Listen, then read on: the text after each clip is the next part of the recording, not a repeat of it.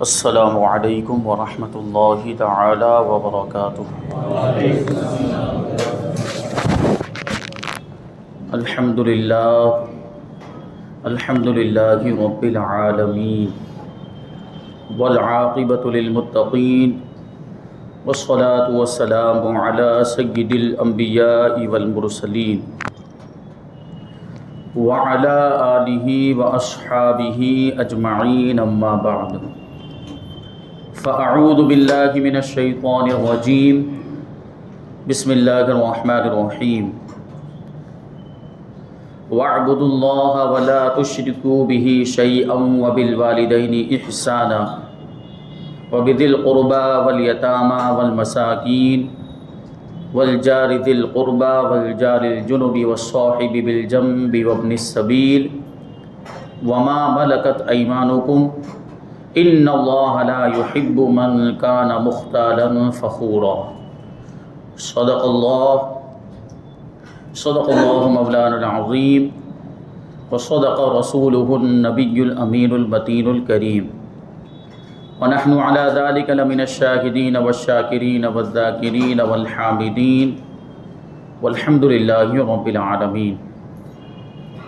آئیے ہم اور آپ سب سے پہلے حضور سرور کائنات، فخر موجودات، باعث تخلیق کائنات احمد مجتبی محمد مصطفیٰ صلی اللہ علیہ وسلم کی بارگاہ بے کس پناہ میں جھوم جھوم کر درود و سلام کا ہدیہ پیش کریں اور پڑھیں اللہم صلی علی سیدنا مولانا محمد معدن الجود والکرم وآلہ الکرام وابنہ الکریم وبارک وسلم صلاۃ و سلاما علیک یا رسول اللہ صلی اللہ تعالی علیہ وسلم۔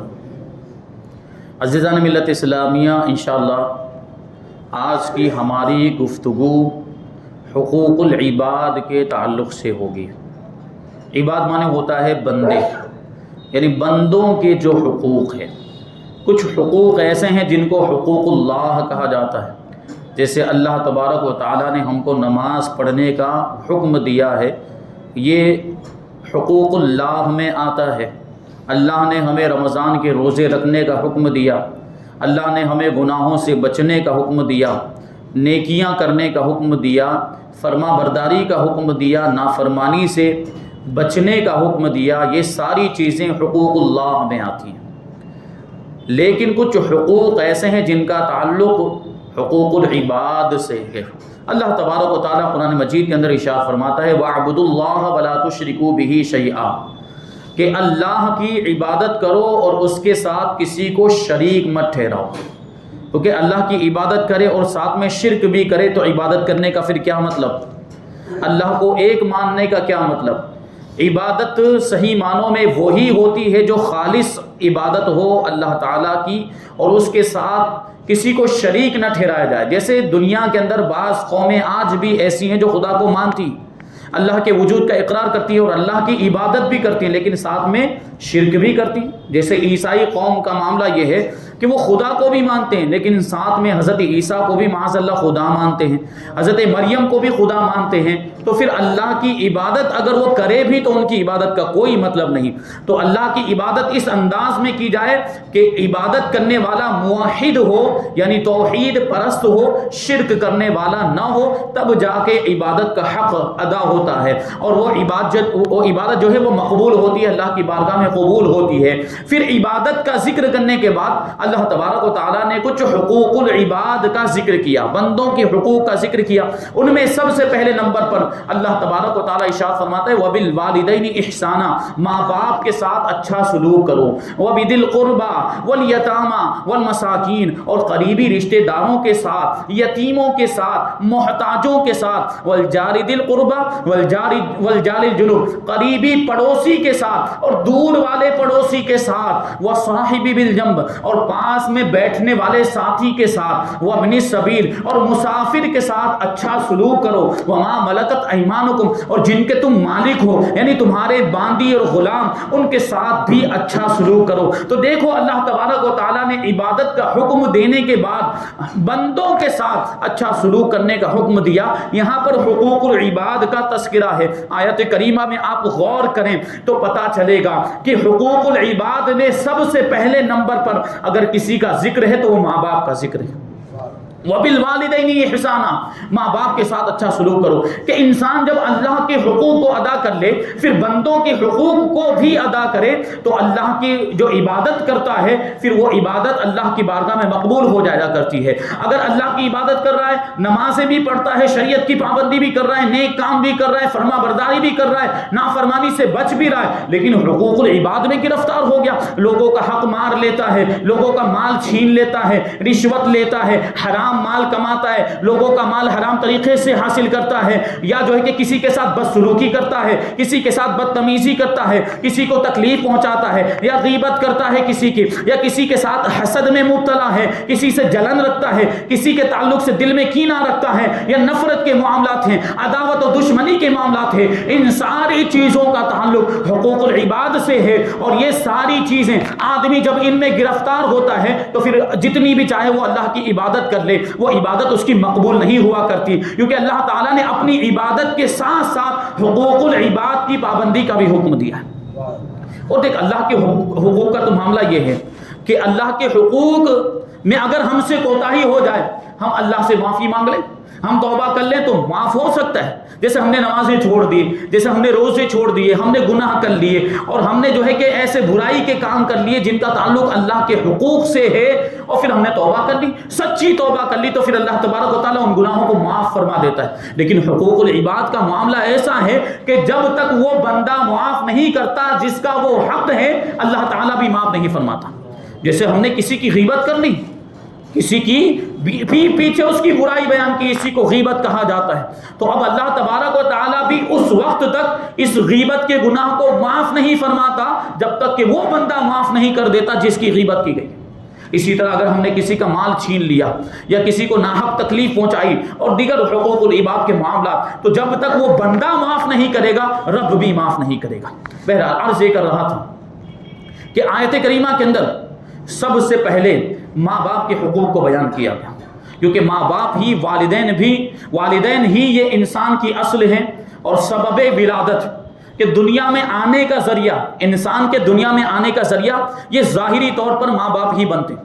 ماں باپ کے ذریعے سے ہی ہم دنیا میں آئے، پیدا ہوئے ہیں، اور پھر ماں باپ کا معاملہ یہ ہے کہ اللہ تبارک و تعالیٰ نے ان کے دلوں میں اولاد کے لیے ایسی محبت پیدا فرما دی ہے، فطری طور پر ماں باپ کے دل میں اولاد کے لیے محبت ہوتی ہے کہ پھر وہ اس کے لیے سب کچھ قربان کر دیتے ہیں۔ ماں باپ اپنی اولاد کو ہر طرح کا آرام، ہر طرح کی آسائش پہنچانے کی کوشش کرتے ہیں، اور ماں باپ کا معاملہ یہ، ان کی تو سوچ یہ ہوتی ہے کہ وہ دنیا میں اپنے بچوں کو جنت جیسا آرام پہنچائے۔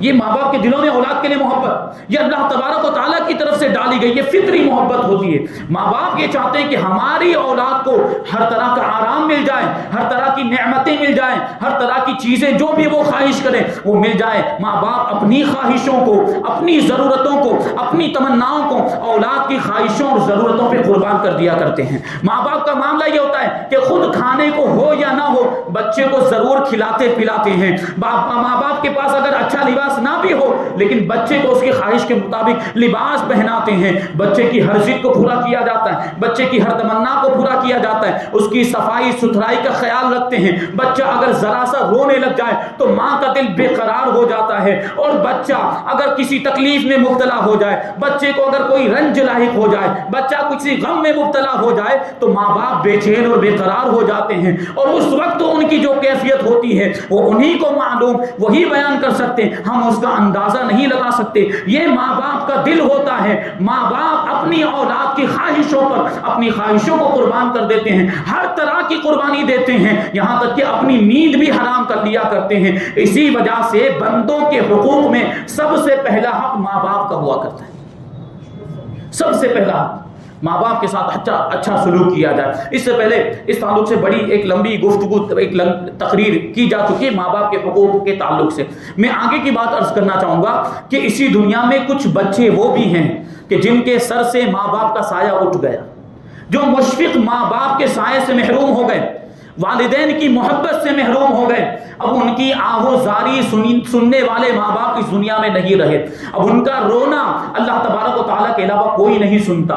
وہ ایسے بچے کہ اب ضد کر کے کسی سے اپنی بات منوا نہیں سکتے. ان کا خیال رکھنے والا کوئی نہیں، ان کو کھلانے پلانے والا کوئی نہیں، ان کی ضرورتوں کو پورا کرنے والا کوئی نہیں ہے، اور ان کی صفائی ستھرائی کا خیال رکھنے والی ماں بھی اس دنیا سے رخصت ہو گئی، اور اس کی خواہشوں کو پوری کرنے کی تمنا رکھنے والا باپ بھی یہ ڈھیروں مٹی کے تلے دب چکا ہے، اس کا بھی انتقال ہو گیا، وہ بھی دنیا سے رخصت ہو گیا. ایسے یتیم بچے، ان کی کفالت کون کرے گا؟ ان کی ضرورتوں کو پورا کون کرے گا؟ اگر وہ بھوکے ہوں تو ان کو کھانا کون کھلائے گا؟ ان کے پاس اگر لباس نہ ہو تو ان کو کپڑا کون پہنائے گا؟ اگر وہ بیمار پڑ جائیں تو ان کی تیمارداری کون کرے گا؟ تو اللہ تبارک و تعالیٰ نے ایسے یتیم بچے اور ایسے بے کس بچے جن کے ماں باپ کا انتقال ہو گیا، جن کی کفالت کرنے والا کوئی نہیں، جن کی دیکھ بھال کرنے والا کوئی نہیں، جن کی ضرورتوں کو پورا کرنے والا کوئی نہیں، ایسے بچوں کی کفالت کی ذمہ داری اللہ تبارک و تعالیٰ نے ان کو دی ہے، اور اس کا حکم ان کو دیا ہے جو صاحب استطاعت ہیں، جو مالدار ہیں، جو سرمایہ دار ہیں. ان کی یہ ذمہ داری بنتی ہے کہ وہ یتیموں کو تلاش کریں. ایسے بچے جن کے ماں باپ کا انتقال ہو گیا، ان کی ضرورتوں کا خیال کریں. اگر بھوکے ہوں تو ان کے کھانے پینے کا انتظام کریں، اگر لباس نہ ہو تو لباس کا انتظام کریں، اگر بیمار ہو تو ان کی تیمارداری کریں، علاج وغیرہ کا انتظام کریں، اور اگر وہ کسی دکھ میں اور کسی تکلیف میں مبتلا ہیں تو ان کی غمخواری کریں اور ان کی تکلیف کو دور کرنے کی کوشش کریں. کیونکہ یہ بڑے ثواب کی بات ہے یتیموں کی کفالت کرنا اور یتیموں کی مدد کرنا. اللہ کے رسول صلی اللہ علیہ وسلم جو یتیموں کے آقا اور غلاموں کے داتا ہیں، وہ حضور پاک صلی اللہ علیہ وسلم یتیموں کی دلداری کے لیے ارشاد فرماتے ہیں کہ میں اور یتیم کی کفالت کرنے والا، یعنی یتیم کی ضرورت کو پورا کرنے والا، قیامت کے دن جنت میں اس طرح ہوں گے. یعنی حضور پاک صلی اللہ علیہ وسلم نے اپنی دو انگلیوں سے اشارہ کیا، یہ شہادت کی انگلی اور اس سے قریب والی یہ بیچ والی انگلی، ان دونوں انگلیوں کو ملا کر حضور نے ارشاد فرمایا کہ میں اور یتیم کی کفالت کرنے والا جنت میں اتنے قریب ہوں گے. یہ دونوں انگلیاں کتنی قریب ہوتی ہیں. اب سوچیں کیا مطلب ہوا کہ یتیم کی کفالت کرنے والا حضور پاک صلی اللہ علیہ وسلم کے قریب ہوگا. مطلب یہ ہے کہ حضور پاک صلی اللہ علیہ وسلم جنت کے جس درجے میں ہوں گے، جس مقام میں ہوں گے، یتیم کی کفالت کرنے والا بھی وہیں پر ہوگا. حضور پاک صلی اللہ علیہ وسلم تو جنت الفردوس میں ہوں گے. حضور کا مقام و مرتبہ تو سب سے بلند و بالا، سب سے اونچا درجہ حضور کا ہوگا. یتیم کی کفالت کرنے والے کو بھی اس درجے میں جگہ ملے گی. اب سوچ لیں، ایک روایت اور ہے حدیث پاک میں اللہ کے رسول صلی اللہ علیہ وسلم نے ارشاد فرمایا کہ من اعلی ثلاثه من الایتام کانا کمن قام لیلہ وصام نہارہ وغدا وراح شاہدا سیفہ فی سبیل اللہ.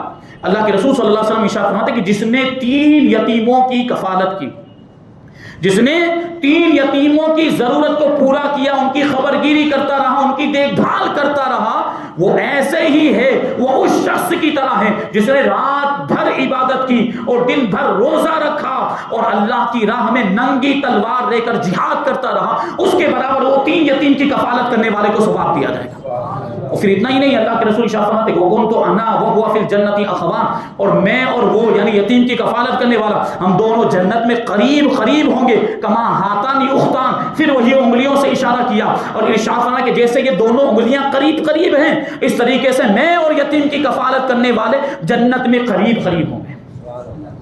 تو یہ یتیم کی کفالت کرنے کا ثواب. اسی لیے تو اللہ تبارک و تعالیٰ نے کیا ارشاد فرمایا فَأَمَّا الْيَتِيمَ فَلَا تَقْهَرْ، کہ یتیم کو کبھی بھی جھڑکنا مت، کیونکہ یتیم وہ بچہ ہوتا ہے. دیکھیں یتیم کی سب سے پہلے تعریف سماعت کر لیں، وہ نابالغ بچہ جس کے باپ کا انتقال ہو گیا ہو اس کو یتیم کہا جاتا ہے. اگر یہ یتیم بچہ بڑا ہو جاتا ہے، بالغ ہو جاتا ہے اور خود کفیل ہو جاتا ہے، خود کمانے لگ جاتا ہے، تو پھر وہ یتیم نہیں ہے. نابالغ بچے کی بات چل رہی ہے. وہ نابالغ بچہ جس کے باپ کا انتقال ہو گیا اسے یتیم کہا جاتا ہے. اللہ تعالیٰ نے ارشاد فرمایا کہ یتیم بچے کو ہرگز جھڑکنا نہیں، کیونکہ اس کے ماں باپ نہیں، اس کے سر پر والدین کا سایہ نہیں، ماں باپ کی محبت سے محروم ہو چکا ہے، اس کا دل زخمی ہے، اگر آپ اس کو جھڑکیں گے تو اس کا زخمی دل یہ ٹوٹ جائے گا، پھر اس کی غمگساری کون کرے گا؟ اس کی تکلیف کو دور کرنے والے ماں باپ تو ہیں نہیں، تو اس کی تکلیف کو دور کون کرے گا؟ اسے دلاسا کون دے گا؟ اسے تسلی کون دے گا؟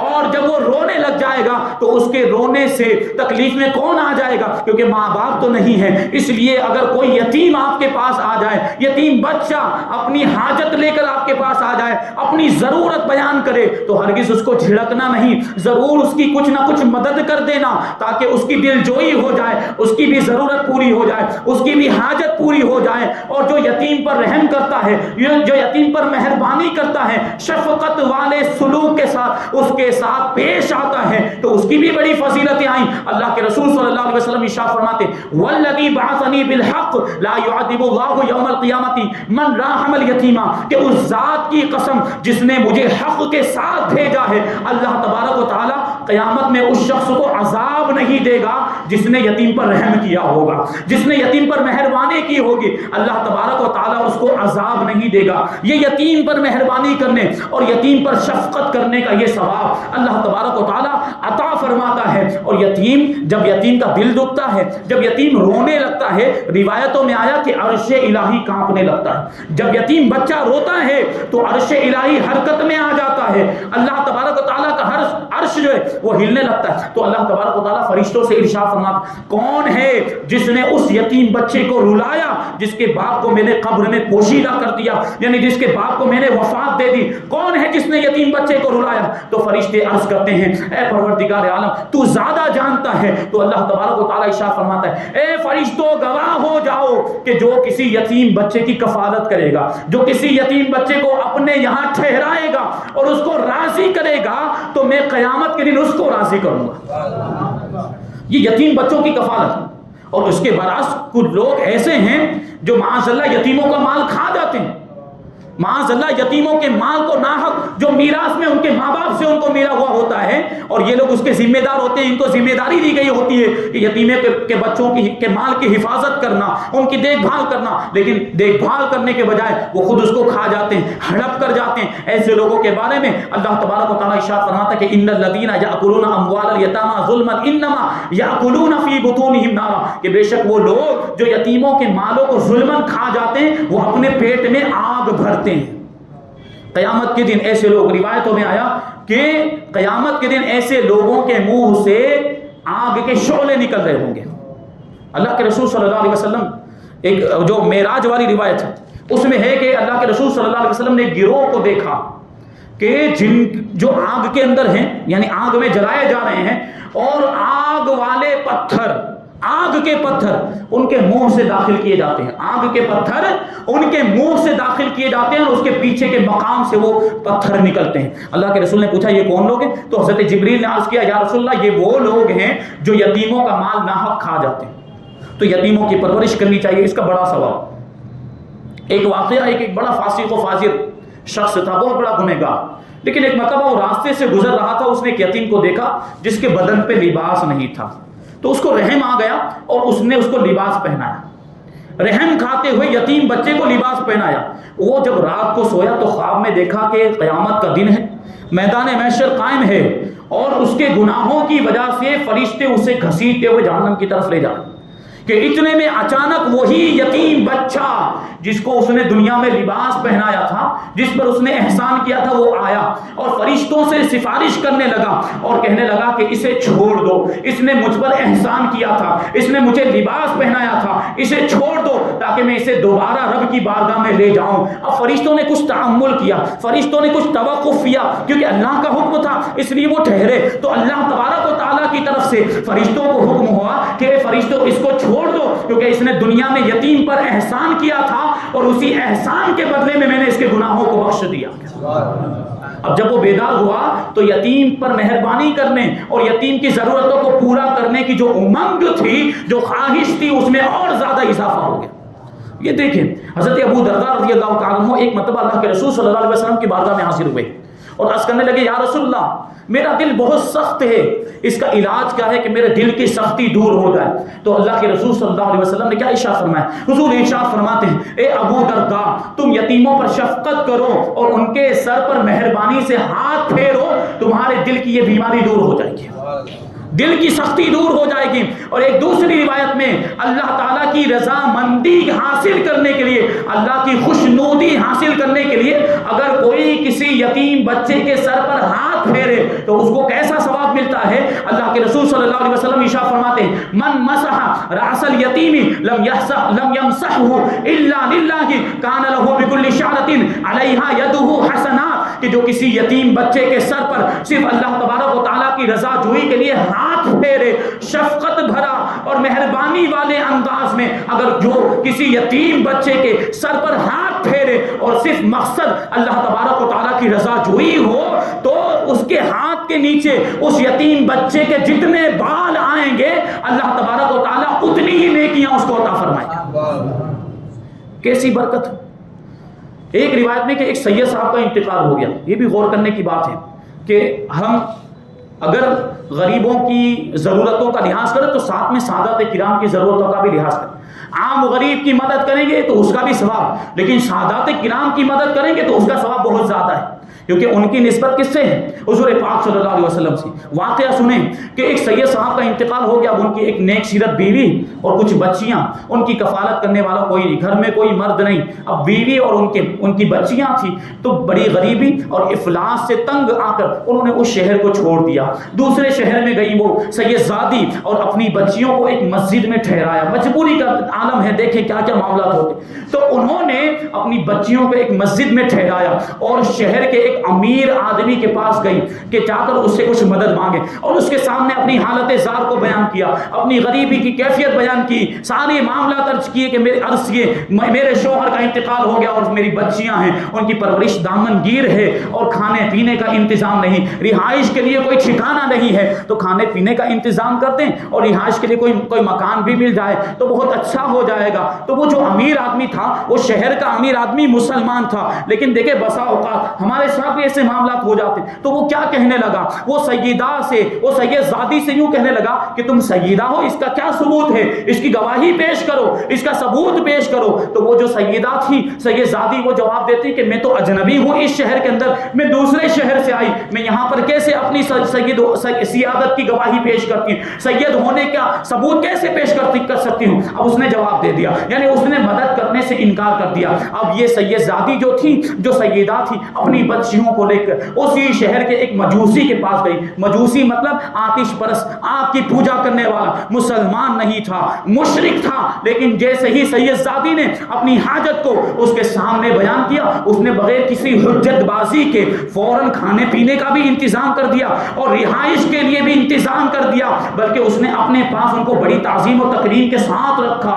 اب کیا ہوا؟ رات کو جب وہ مسلمان امیر سویا تو خواب میں دیکھتا ہے کہ میدان محشر قائم ہے، قیامت کا دن ہے. اللہ کے رسول صلی اللہ علیہ وسلم تشریف فرما اور حضور پاک صلی اللہ علیہ وسلم کے قریب میں ایک محل ہے. یہ امیر تاجر، یہ امیر آدمی جو مسلمان تھا، وہ حضور پاک صلی اللہ علیہ وسلم کی بارگاہ میں عرض کرتا ہے یا رسول اللہ یہ محل کس کے لیے ہے؟ تو حضور پاک صلی اللہ علیہ وسلم نے ارشاد فرمایا یہ محل ایک مسلمان کے لیے ہے. تو وہ کہنے لگا کہ یا رسول اللہ میں بھی تو مسلمان ہوں، مجھے اجازت عطا فرمائیں کہ میں اس محل میں داخل ہو جاؤں. تو اللہ کے رسول صلی اللہ علیہ وسلم نے کیا ارشاد فرمایا؟ حضور ارشاد فرماتے ہیں کہ تو اپنے مسلمان ہونے کی گواہی پیش کر، تو اپنے مسلمان ہونے کی صداقت پیش کر، اس کا ثبوت دے. تو وہ کہنے لگا یا رسول اللہ یہاں پر میں گواہی کہاں سے لاؤں گا، یہاں پر میں ثبوت کہاں سے لاؤں گا؟ تو حضور نے ارشاد فرمایا تیرے پاس میری اولاد مدد مانگنے کے لیے آئی تھی تو تو نے ان سے سیادت کا ثبوت مانگا تھا، تو نے ان کے سید ہونے کی گواہی مانگی تھی، آج تجھے بھی اپنے مسلمان ہونے کی گواہی دینی پڑے گی. اس کی آنکھ کھل گئی، حیران و پریشان ادھر ادھر گھومنے لگا. صبح کو وہ سید زادی کو تلاش کرنے لگا. پہنچتے پہنچتے اس کو پتا چلا کہ وہ سید زادی ایک مجوسی کے یہاں پر ہیں. وہ مجوسی کے گھر پر پہنچا اور مجوسی سے کہنے لگا کہ مجھے یہ سید زادی جو ہیں یہ میرے گھر پر ان کو بھیج دے تاکہ میں ان کی خدمت کر سکوں اور ان کی خدمت کے ذریعے میں سعادت حاصل کر لوں اور اس کا شرف مجھے مل جائے. اور 1000 دینار بھی اس نے پیش کیے، مجوسی کے سامنے رکھے کہ 1000 دینار لے لو، لیکن یہ سید زادی اور ان کی بچیوں کو میرے حوالے کر دو، میں ان کی دیکھ بھال کروں گا۔ تو اس مجوسی نے انکار کر دیا، اس نے کہا کہ میں یہاں سے ان کو ہرگز نہیں جانے دوں گا۔ تو اب وہ جو مسلمان امیر تھا وہ کیا کہتا ہے کہ تم تو مجوسی ہو، تم تو آگ کی پوجا کرنے والے ہو، میں مسلمان ہوں، میں ان کی خدمت کا زیادہ حقدار ہوں، ان کو میرے حوالے کر دیا جائے۔ تو پتہ ہے وہ مجوسی کیا جواب دیتا ہے؟ وہ مجوسی کہتا ہے کہ پہلے میں مجوسی تھا، لیکن اس سیدہ کی برکت سے ہم پورے گھر والے مسلمان ہو چکے ہیں، سارے گھر والے مسلمان ہو چکے۔ اور رسول پاک صلی اللہ علیہ وسلم نے خواب میں آ کر مجھے بشارت دی، وہ محل جو تم نے دیکھا تھا جنت میں وہ تمہارے لیے نہیں، وہ کسی اور کے لیے نہیں، وہ میرے اور میرے گھر والوں کے لیے ہے۔ سیدوں کی تعظیم کی، سیدوں کی خدمت کی تو اللہ تبارک و تعالیٰ نے ایمان کی دولت عطا فرما دی۔ سادات کرام، میں نے پہلے بھی عرض کیا تھا اس سے پہلے ایک بیان کے اندر کہ اگر کوئی اپنے آپ کو سید کہتا ہے تو ہم اس کی تعظیم کریں گے، ہم اس کی ضرورتوں کو پورا کریں گے، اگرچہ وہ جھوٹ بول رہا ہو اس کے جھوٹ کا وبال اس کے اوپر ہوگا۔ یہ بھی میں نے بیان کیا کہ اگر کوئی سید نہیں ہے اور اپنے آپ کو سید کہتا ہے تو یہ حرام ہے، یہ نسب بدلنا ہے، یہ بات میں نے کہی تھی، اس وبال کو بھی ذہن میں رکھیں۔ لیکن ہمارے سامنے جب کوئی سید آئے اور ہمارے سامنے کوئی ظاہری قرینہ نہیں، کوئی دلیل نہیں ہے تو ہم اس کو سید ہی مانیں گے۔